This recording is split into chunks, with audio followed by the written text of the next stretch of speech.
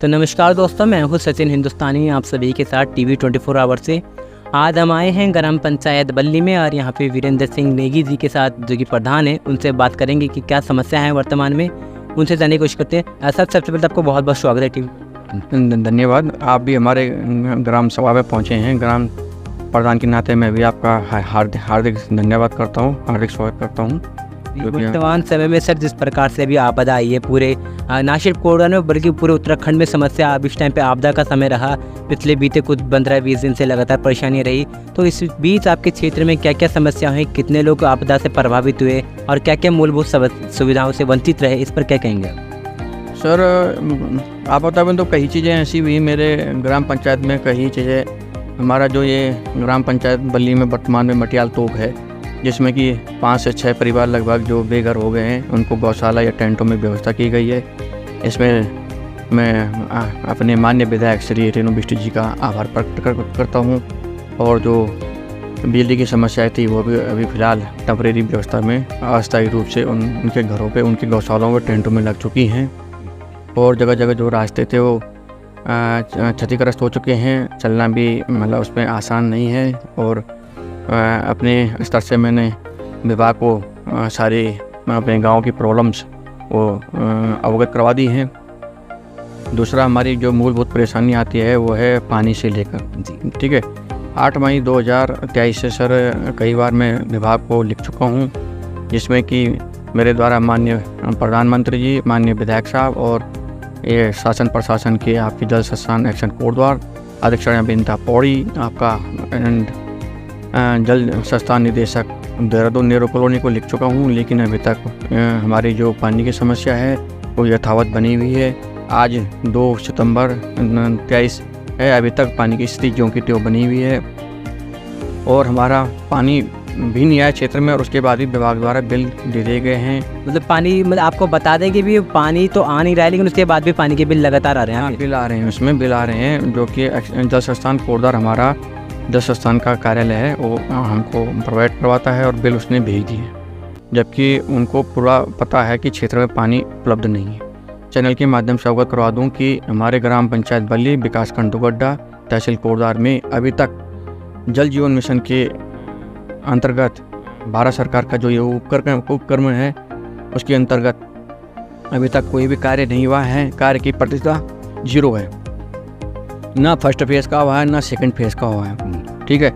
और धरातल पे कोई कार्य नहीं हुआ है, जिसमें कि ग्राम सभाओं, ग्राम पंचायतों के परिवारों में एक किस्म से क्या कहा जाता है, रोष व्याप्त है।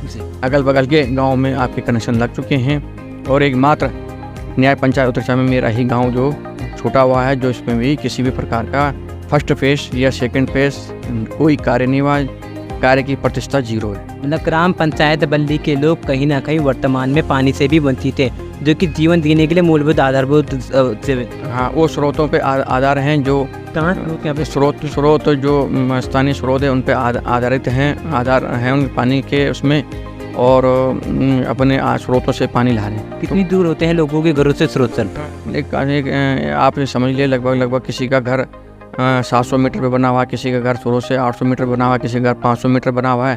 तो जो लोगों ने अपनी भूमि पे अपने मकान बनाए हुए हैं, तो लगभग 700-800 मीटर ज़्यादा से ज़्यादा आप समझो कि इतनी दूरी पे बने हुए हैं। एक सवाल आपसे रखना चाहूँगा, जिस प्रकार से वर्तमान में समस्या आई, तो समस्या में आपदा के दौरान हॉस्पिटल की बहुत ज़रूरत पड़ी होगी, तो क्या लगता है आपको वर्तमान में जो हॉस्पिटल है कितना कारगर सिद्ध हुआ, कितनी मदद उस हॉस्पिटल ने आपकी की जो आपकी भरत नगर में पड़ता है? आपदा आने से भी पहले से भी मैं कई बार सीएमओ साहब को लिख चुका हूँ कि जो हमारा एलोपैथिक सेंटर है, आपका हमारा न्याय पंचायत 12 ग्राम पंचायतों का एकमात्र जो एलोपैथिक सेंटर है, उसमें आप विधिवत रूप से स्टाफ की व्यवस्था की जाए। और 2 बजे बाद 8 से 2 बजे तक तो लगभग सभी जो भी है स्टाफ समय अनुसार रहते ही हैं, लेकिन 2 बजे बाद और सवेरे दूसरे दिन सुबह 8 बजे तक, दिन के 2 बजे से सुबह 8 बजे तक कम से कम यहाँ पे इमरजेंसी में कोई ना कोई स्टाफ में अवेलेबल रहना चाहिए, जो कि नहीं रहते हैं। मैंने 2 बजे के बाद मतलब किसी व्यक्ति को बुखार भी आता है तो वो कुछ नहीं है? हाँ, 2 बजे के बाद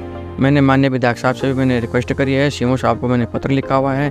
क्योंकि क्या है, ठीक है, मैं मानता हूँ यहाँ पे एक छोटा मतलब स्तर का हॉस्पिटल है, लेकिन ये है कि 2 बजे बाद किसी को किसी भी प्रकार के घटना होती है, समस्या होती है, चोट हो गई या किसी को सांप ने काट दिया, इमरजेंसी काट दिया, तो कम से कम हमारा मेन हॉस्पिटल कोटद्वार जाने तक के लिए उसे यहाँ पे हॉस्पिटल में फर्स्ट एड उपचार मिल सके। दूसरा ये है कि रात्रि में क्या होता है कि हमारा क्षेत्र जो रोड है वो हाथियों का बाहुल्य क्षेत्र है। मतलब ये है कि रात भर आपके हाथी कभी न कभी आपको मतलब मिल जाएंगे, तो उसमें भी एक डर बना रहता है कि भाई अगर हम मरीज़ को हम कोटद्वार ले जाते हैं तो क्या पता हाथी मिल जाए, फिर न तो इधर की ना उधर के। तो ये है कि हमको कोटद्वार ले जाने तक के लिए थोड़ा यहाँ पे फर्स्ट एड 2 बजे के बाद हमको हॉस्पिटल में मिल जाए।